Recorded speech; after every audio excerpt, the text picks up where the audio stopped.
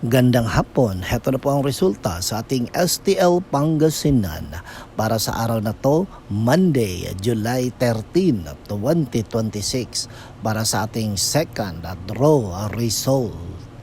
Ilabas na ang mga STL tickets at heto na ang resulta ngayong hapon. At para naman po sa ating STL Pangasinan second draw result, ang resulta ngayong hapon ay ang numerong ito. Hanggat maaari mga ka-STL, wag natin labagin ang batas trapiko. Dahil ang batas na yan ay ginawa para maging safe at mailayo tayo sa disgrasya. Okay? Mag-ingat palagi. Don't forget to subscribe Purple Green TV. Paki-like po. Thank you.